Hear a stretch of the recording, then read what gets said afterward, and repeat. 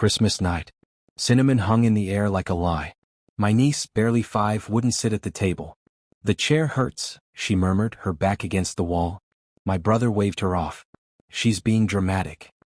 His wife pushed her down into the seat, hands firm on those tiny shoulders until she folded. She cried in soft breaths while the table roared with cheer. Glasses chimed. Forks tapped. Everyone performed normalcy.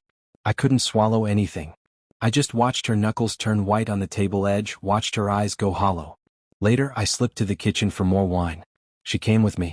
Her voice was barely there. "Uncle. Sitting hurts." She raised the hem of her dress just enough to show me.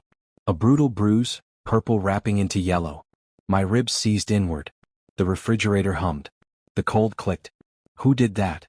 I breathed. She looked toward the dining room, at her father. Everything in me froze. I smiled instead, absurd, poured her water, told her to go play. Inside, something buckled. I'd always admired my brother. He was the family's polished portrait, successful, calm, disciplined. People listened when he spoke. I used to think calm meant strength. Now I saw it meant domination. Back at the table, he laughed about deadlines and office politics. No one noticed the child's silence.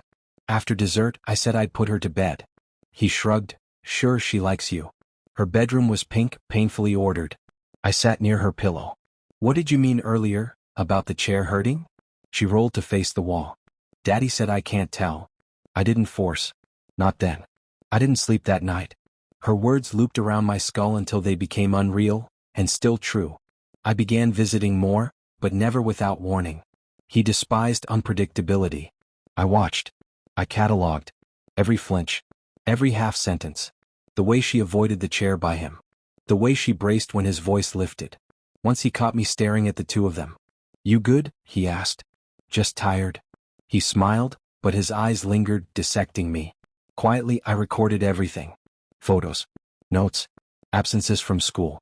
Bruises changing color but never disappearing. I pretended it was because I needed evidence.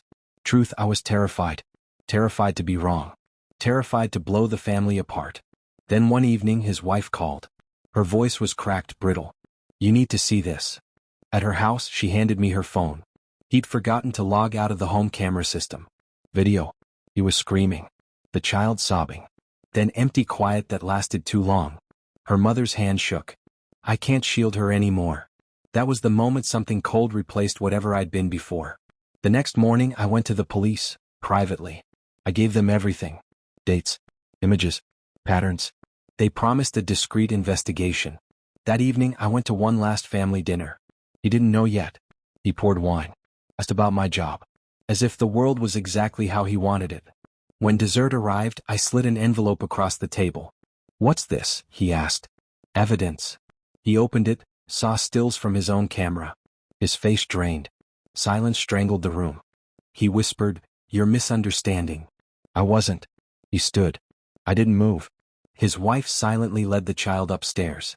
"You'll ruin my life," he said. I looked at him. "You already did that to yourself." Sirens rose outside. He paled. He realized the timing wasn't coincidence. The knock came, sharp, deliberate. "You called them." I didn't answer. The officers cuffed him while our parents stood stunned, unable to comprehend. I watched them take him away, not triumphant, not shattered, just emptied out. Weeks rolled by. The case made local news and sanitized blurbs without names. His wife left town with the little girl. I helped pack boxes, saying almost nothing. There was no language left for any of this.